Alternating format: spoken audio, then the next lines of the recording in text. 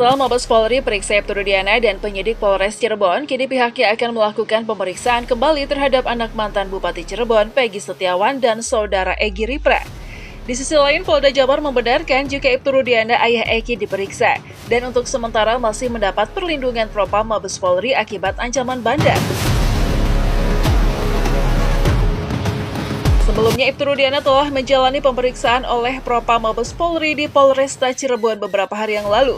Pihaknya menuturkan bahwa usai pemeriksaan Ibtu Rudiana ayah Egy di Polresta Cirebon, pihaknya sempat didatangi oleh Komisi Kepolisian Nasional atau Kompolnas dan Komisi Nasional Hak Asasi Manusia.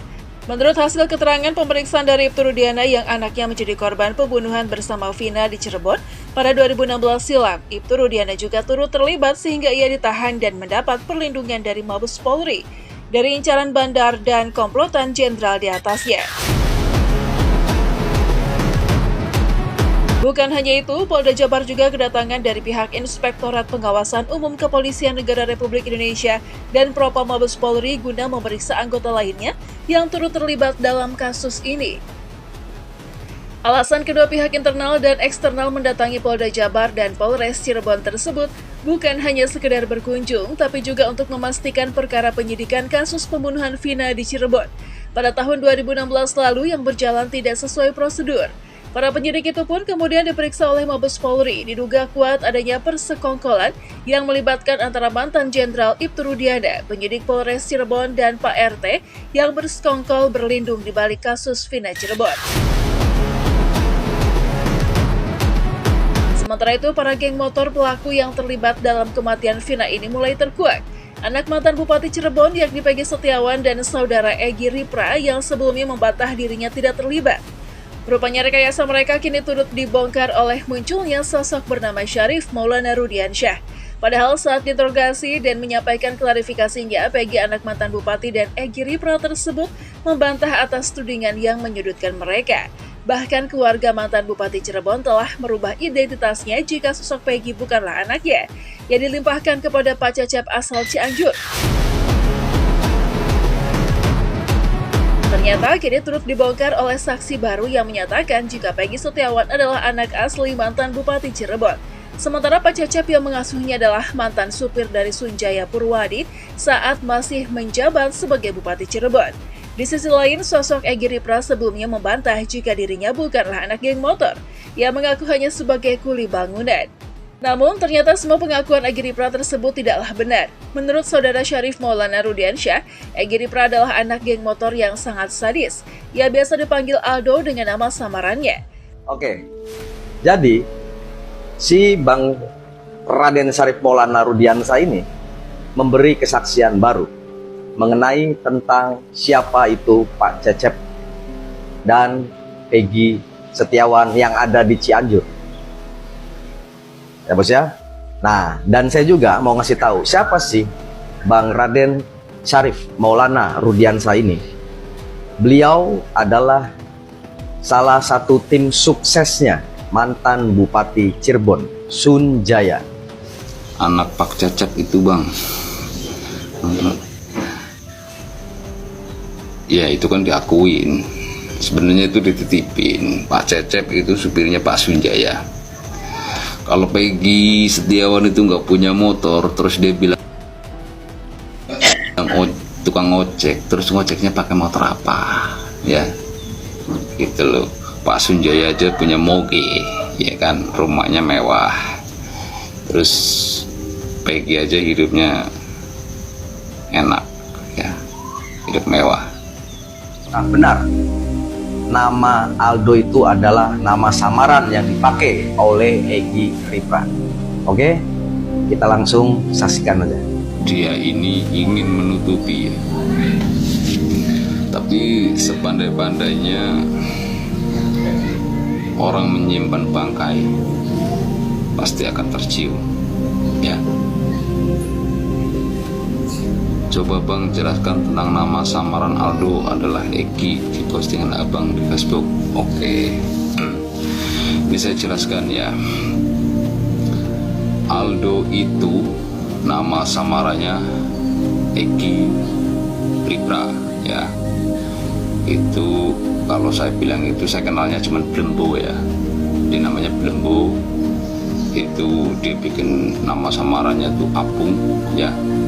Ini saya bahas Aldo ya. Apung RP ini.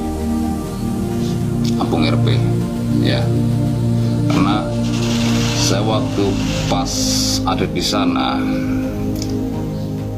kabar dari masyarakat orang sana ya, khususnya itu di daerah Sumber ya, Krucuk sama Kepompongan, itu kenal lah. Udah dia kenal sama yang namanya Aldo ini. Saya nggak kenal bang, saya cuma tahu kalau geng motor itu terkenal sadis waktu di sana ya. Makanya saya juga nggak begitu betah waktu itu, karena saya terakhir di Cirebon itu waktu ada COVID. Sewaktu ada COVID-19 itu saya udah nggak ada di Cirebon. Cuma kan saya tahulah sedikit-sedikit anak-anak yang nakal gitu lah, karena saya juga istilahnya lingkup situ. Jadi ya sedikit paham, kalau kenal enggak, kalau tahu iya gitu. Selain itu, wanita bernama Widya belakangan juga sering aktif lewat sosial medianya, singgung perihal kasus Vina yang melibatkan para pejabat dan sejumlah jenderal. Dari sebuah kesempatannya, Widya turut membongkar jika geng motor yang menewaskan Vina ini adalah tim sukses dari Sunjaya Purwadi, mantan Bupati Cirebon. Bahkan Widya juga bongkar keterlibatan Ibtu Rudiana saat Vina masih hidup dan dibawa ke rumah sakit. Tahu betul yang namanya Sunjaya. Mereka geng motor itu termasuk AF itu adalah tim sesnya Bapak Sunjaya, seorang Bupati Cirebon. Lalu seorang Sunjaya itu siapa? Sunjaya adalah mantan seorang jenderal. Jadi ingat, seorang Vina pada saat dilarikan di rumah sakit masih hidup. Paham? Sampai di situ selesai mendadak begitu saja. Kenapa Ibtu Rudiana bungkam? Padahal salah satu korban juga anaknya. Tidak mau berlarut-larut. Tidak nyaman kan akhirnya? Bupati Sunjaya, mantan bupati. Anak-anak itu adalah tim sesnya. Termasuk Maraknya kasus Vina yang beredar luas tak menemukan sebuah penegakan hukum. Aktivis senior ini juga turut memberikan komentar pedas kepada pihak Polri, khususnya terhadap ayah korban Eki, Ibtu Rudiana. Yang sebut Ibtu Rudiana sembunyi di balik jenderal berbintang, khawatir kasusnya terungkap. Akibat tindakan Ibtu Rudiana, sejumlah terpidana kini terpaksa mencekam di dalam sel penjara, dan bahkan mereka divonis seumur hidup. Menanggapi hal tersebut, Oto Hasibuan geram dan meminta pertanggungjawaban atas sikap Ibtu Rudiana dan oknum polisi yang terlibat di dalamnya. Pasalnya mereka yang terpidana saat ini pada kenyataannya mereka tidak bersalah, namun mereka dipaksa hingga mendapat siksaan sadis dari oknum polisi atas perintah Ibtu Rudiana untuk mengakui apa yang tidak mereka perbuat. Katanya mau transparan, dikurung, di mana dikurungnya? Kenapa kita nggak boleh tahu? Orang kesuka miskin aja kita tahu kok. Penjara aja kita punya hak untuk tahu. Iya dong, kenapa? Waduh deh, itu jangan-jangan mereka di sana kopi, makan, keluar, main biliar, membuat persekongkolan baru. Begini, kepercayaan itu kan sudah dicoreng. Jadi kan kepolisian punya kesempatan untuk membuktikan. Ini loh yang kami lakukan, ini gambarnya, ini contohnya.